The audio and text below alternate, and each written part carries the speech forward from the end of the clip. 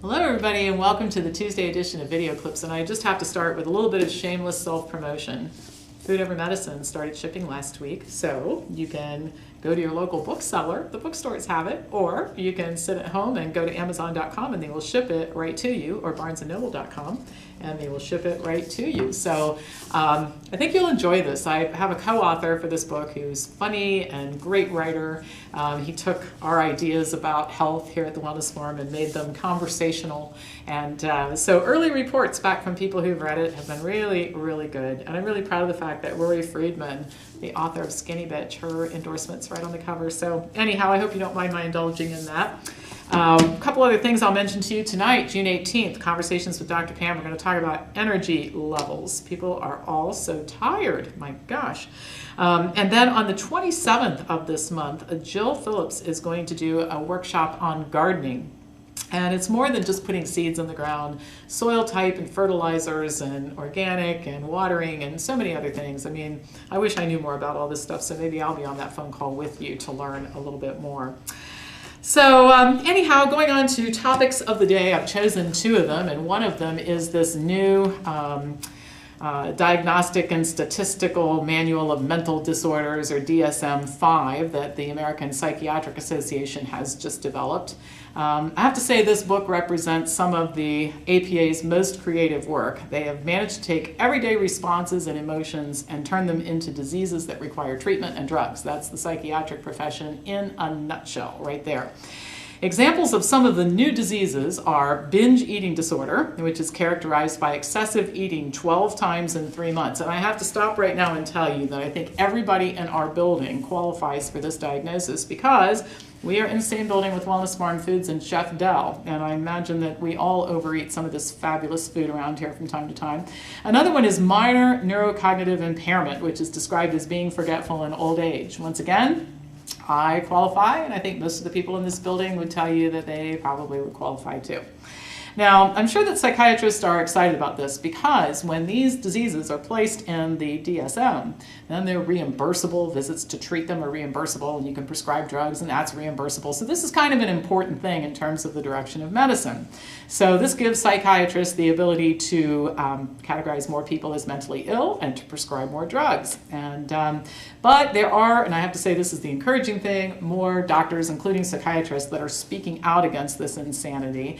And it is one of the benefits of the internet and the information age in which we live. I mean, let's face it, there's a lot of bad stuff on the internet, but you also get the truth about a few issues too, and this is one of them. So Dr. Keith Ablow, I'm not probably pronouncing that right, but he's a psychiatrist, author, and a talk show host who says, quote, I personally warned the president of the APA, or American Psychiatric Association, face-to-face that publication of the manual would be the beginning of the end of the association's credibility with professionals and the general public. We can only hope that that's the case, that people will start to see through this ridiculousness. In a recent article posted on foxnews.com, Dr. Ablow pointed out that 50% of the DSM task force and working group members who created the binge eating disorder are on the payroll for the pharmaceutical industry in some way, shape, or form, researchers, consultants, whatever. 89% of those who created the disease, and I do mean create, out of thin air, just making stuff up, who created the minor neurocognitive impairment disease have financial ties to drug companies. So that in itself is a conflict of interest. These people should not be making these decisions. Ablow says that he taped a debate about the manual with the president of the APA, which was supposed to air on the Dr. Oz show, but the APA president was unable to defend the group's decisions, and the show never aired. Now, you've heard me criticize Dr. Oz in the past because he seems willing to promote almost any product and service without any approach to health without any scientific filter. But as it turns out, Dr. Oz seems really able to filter out stuff that might hurt doctors and drug companies and keep those things from appearing on his show. So he has a filter. I'm just not so sure I agree with the way he's used it. Ablow says that he's not the only one questioning the validity of this new book. He reports that Dr. Thomas Insel, director of the National Institute of Mental Health, doesn't think the book is the best way to describe psychiatric disorders, and that the British Psychology Society says that the book offers, quote, limited reliability and questionable validity.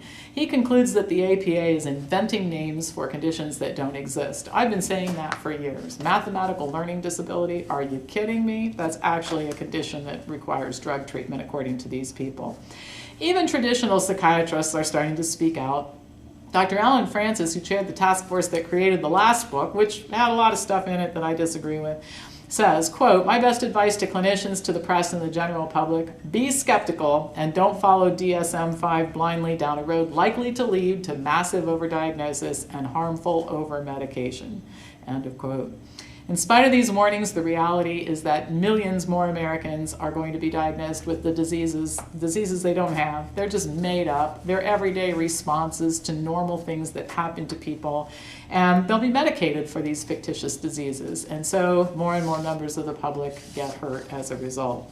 So we'll just keep talking about this. My new thing, they always say, just say no to drugs.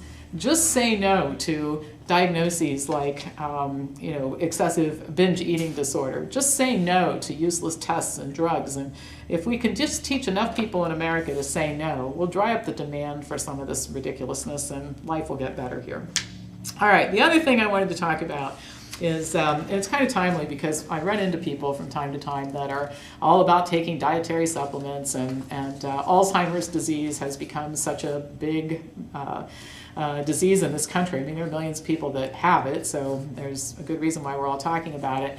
But the taking of supplements to help prevent cognitive decline has turned out to be useless. Probably doesn't surprise you that I'm saying that based on what you've heard me say before about supplements. Well, this study was a review of 32 randomized controlled trials that involved a total of 25,000 patients, and it showed that pharmaceutical drugs, herbal products, and vitamins don't prevent cognitive decline in healthy adults. Now, I'll talk about how you can do it, but I'll just tell you a little bit about this study for a second here.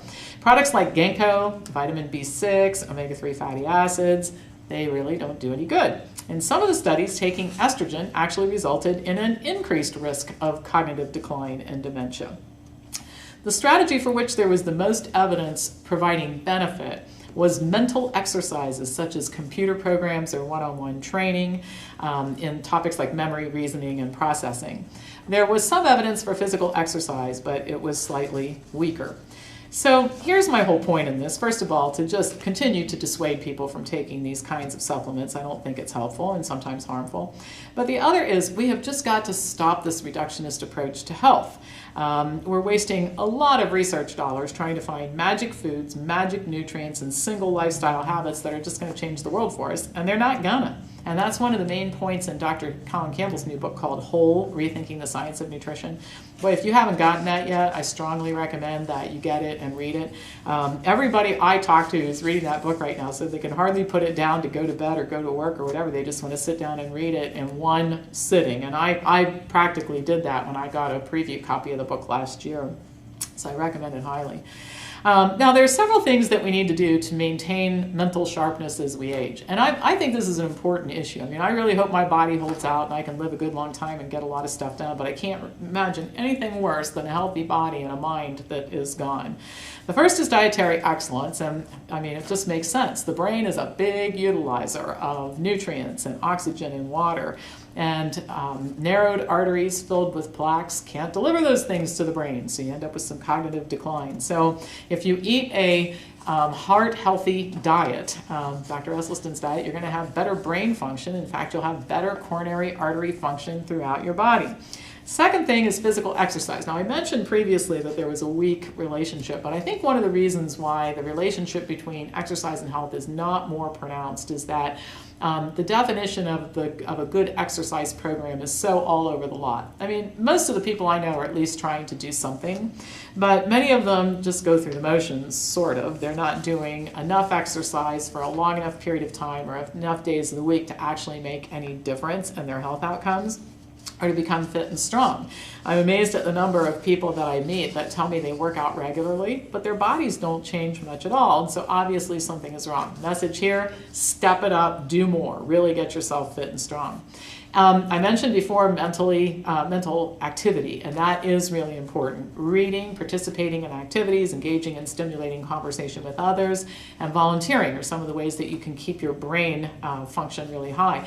And I think retirement is a bad idea on a number of different levels, unless you can replace what you were doing for a living with some equal type of activity that keeps your brain and your body really busy. The old adage, use it if you use it or lose it, it really pertains to brain function.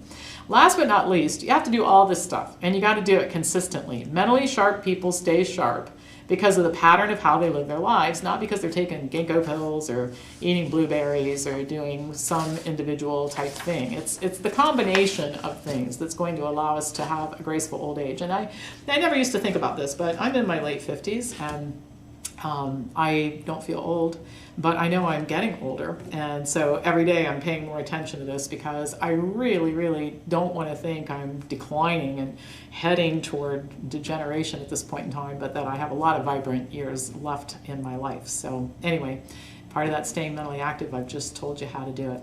That's all for now. Have a wonderful day. Pass this on to anybody who you think should watch it, and I'll be back on Thursday.